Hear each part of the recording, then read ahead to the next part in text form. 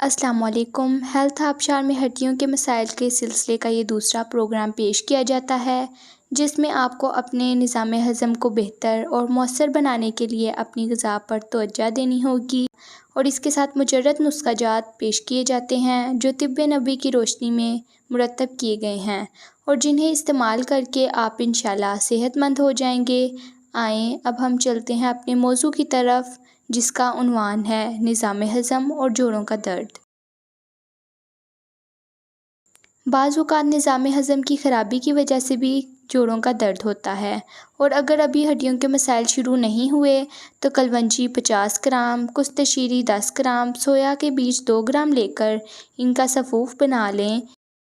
اس کو 250 گرام شہد میں ملا دیں اور کھانے کے آدھے گھنٹے کے بعد پانی کے ساتھ دن میں 2 بار استعمال کریں۔ اس سے نظام ہضم تیز ہوتا ہے، گیس، ڈکار، متلی اور معدے کے تمام مسائل حل ہو جاتے ہیں۔ شوگر کے مریض شہد کے بجائے صرف 5 گرام سفوف لے کر اس کو بطور قہوہ استعمال کریں۔ جوڑوں میں اگر آوازیں آنی شروع ہو جائیں تو اس کی وجہ رطوبت کی کمی ہے۔ اس کے لیے زیتون کا تیل 250 ملی لیٹر، کلونجی 20 گرام، میتھی دانہ 20 گرام کا سفوف ڈال کر ہلکی آنچ پر 10 منٹ تک پکائیں۔ اسٹیل کی پتیلی استعمال کریں۔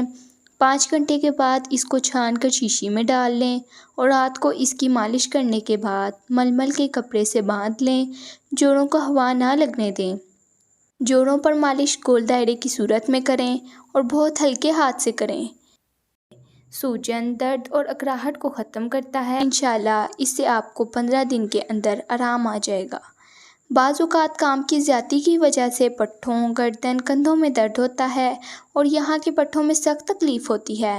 جسم میں چونکہ توانائی کم ہوتی ہے، جس کی بنا پر یہ مسائل پیدا ہوتے ہیں۔ اس کے لیے سب سے پہلے گرم پانی سے غسل کر کے آرام کریں۔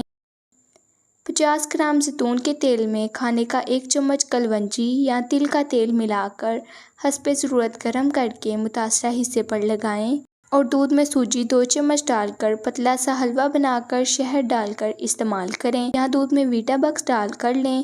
جو اور ساگودانے کا دلیا بھی جسم کی سختی اور اکراہٹ کو ختم کرنے کے لیے کارآمد ہے۔ جب تک آپ ٹھیک نہ ہو جائیں کوئی بھاری کام نہ کریں۔ ماہر طب بو علی سینا کے مطابق 3 انجیر رات کو سیب یا انگور کے سرکے میں بھگو دیں اور صبح نہار منہ اچھی طرح چبا کر کھائیں۔ یہ آپ کے گھٹنے کے اندر جیلی کی کمی کو پورا کرتا ہے، جس سے ہم گھٹنا آسانی سے ہلا سکتے ہیں۔ بقول ڈاکٹر ناظر حسین، اگر انجیر کو گرمیوں میں اس طرح استعمال کیا جائے تو اس کا فائدہ بہت زیادہ ہوتا ہے۔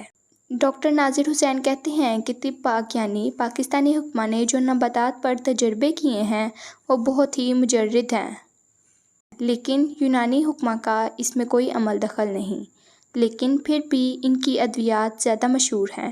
مگر یونانی حکماں نے پاکستانی حکماں کے تجربات سے ہی استفادہ کیا ہے۔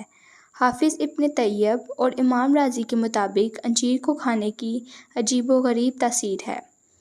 پیراسائٹ، بعض اوقات اچانک جوڑوں میں کرنٹ سا محسوس ہوتا ہے، اس کو پیراسائٹ کہتے ہیں۔ اس کے لیے ضروری ہے کہ آپ اپنے معالج سے رابطہ کریں۔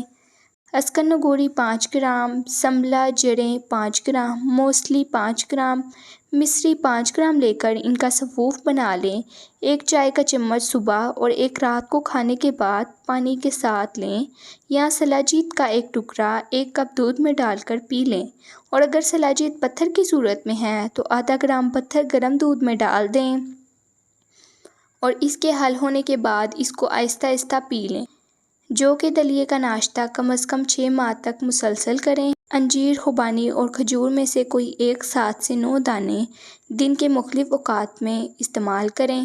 معزز سامعین اور ناظرین، ایلومینیم، پلاسٹک، سلور کے برتنوں میں کھانے پینے اور پکانے سے گریز کریں۔ اپنے مرض میں جلد شفایابی کے لیے مالش والے تیل پر سورۃ یاسین پڑھ کر دم کے ساتھ ریکی دیں، انشاءاللہ جلد شفایابی ہوگی۔ منقع، انجیر، کھجور ایک ساتھ نہ لیں بلکہ عدل بدل کر کے استعمال کریں۔ ہڈیوں کے مزید مسائل جاننے کے لیے ہماری اگلی ویڈیو کا انتظار کریں، جس کا عنوان ہے کمر کے مسائل۔ ہماری ویڈیو اپنے دوستوں اور احباب میں شیئر کریں۔ خدا حافظ۔